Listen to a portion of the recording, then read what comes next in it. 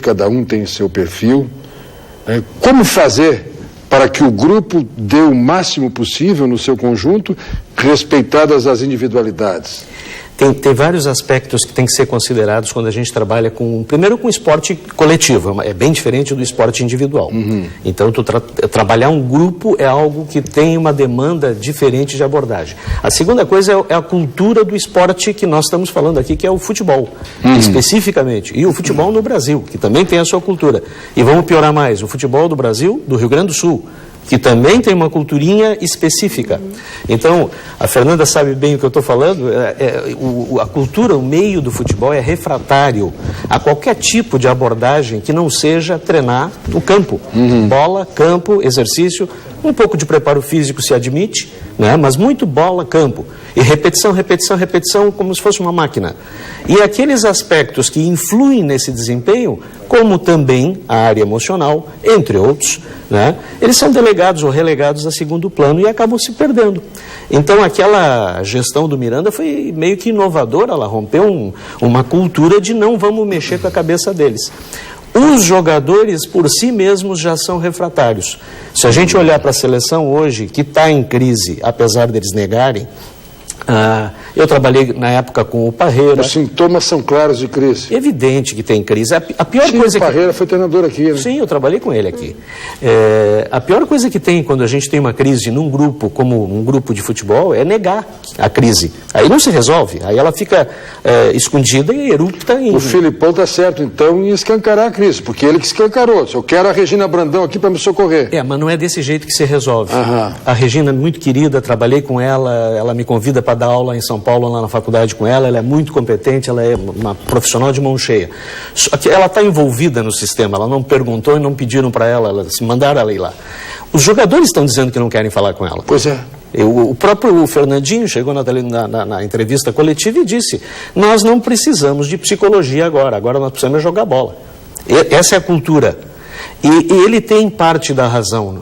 Nessa altura, não é hora de ficar batendo papo para saber das crises emocionais. Agora não. Tinha que ter feito isso antes. E ter feito bem feito, para que não chegasse a isso. Agora é hora de costurar e botar o pessoal para fazer o seu melhor, da maneira que puder. Mas o jogador, ele tem essa postura refratária. Primeiro, ele nega quando tem um problema. O coletivo nega, ele nega individualmente. Segundo, que o grupo da comissão técnica também acha que não tem participação nisso, quando, na verdade, isso é uma percepção absolutamente parcial minha, eu estou aqui longe, vendo as coisas de longe, mas eu vivi no futebol o suficiente para estar com uma desconfiança, um feeling. Acho que essa crise tem muito menos a ver com os jogadores e muito mais a ver com a comissão técnica, o modo como a comissão técnica lida com os jogadores. Por isso não se constituiu uma liderança, a liderança está fragmentada, você não tem uma liderança técnica consistente, você tem um líder nomeado que na hora de liderar meio que se omitiu. E isso passa para o grupo nota isso.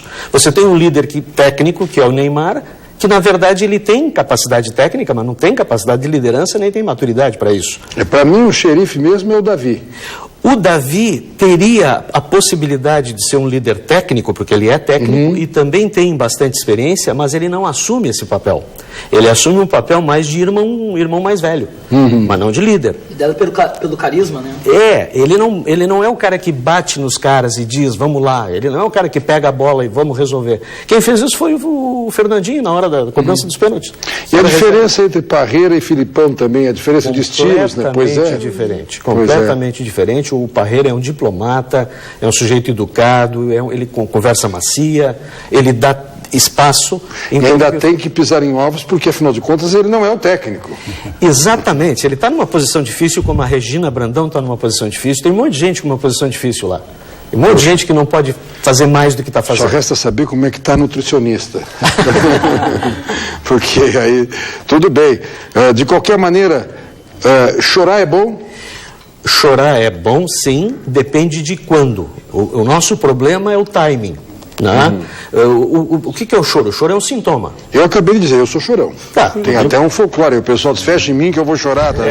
Mas tu imagina o seguinte, né, Brito? Tu imagina agora, tu começa a chorar, te emociona. Agora não, né? Não insiste muito. Mas agora não é hora, espera um pouquinho, deixa terminar o programa, aí tu chora, né? Ou chora antes, mas não durante. Não, mas depende, uma cena final assim, o hall de créditos dando diretor Rogério Carboneira, Pedro cuidando das imagens, etc. E frisa a imagem, aquela lágrima aqui no canto, fica bem. Uma lagriminha dá. Mas eu acho que o choro que está acontecendo hoje é um sintoma do problema. E ele não vai se resolver dizendo, não chora, não é assim. Não adianta nada, Lógico. se tiver que chorar... Chore de uma vez, agora Muito resolve bem. o problema que está causando isso. Funciona aí no quarto de cada um e bater um papo? Funciona. Um atendimento personalizado? Na minha convivência com os jogadores do Internacional durante 3 anos quase, eu convivia diariamente nos treinos, na concentração, nos jogos, eu estava lá no vestiário e tinham crises durante o jogo e tinham crises individuais que a gente precisava ajudar e ajudava, e aí o atleta voltava melhor. Então é útil ter alguém assim, mas não alguém que aparece no último mês, que vai fazer 2, 3 pré-eleições, vai conversar com meia dúzia e vai embora. Não é andar. Eu vivi lá dentro, eu vivia com eles. Eles não me chamavam de médico, eles não me chamavam de doutor, eles me chamavam de Fly, era o meu apelido, meu nome de guerra no futebol. Então eu convivia. O Lúcio, que era nosso zagueirão, o capitão da seleção, campeão, ele, uma vez, tentamos conversar, ele não queria, como a cultura que costuma ser, né, no futebol. Até que depois de 3 meses convivendo e vendo que eu estava tentando ajudar todo mundo e ajudava alguns, um dia ele me chamou. Aí a gente conseguiu conversar. Hoje somos grandes amigos. Maurício, o que você faria se o Filipão amanhã dissesse a Regina?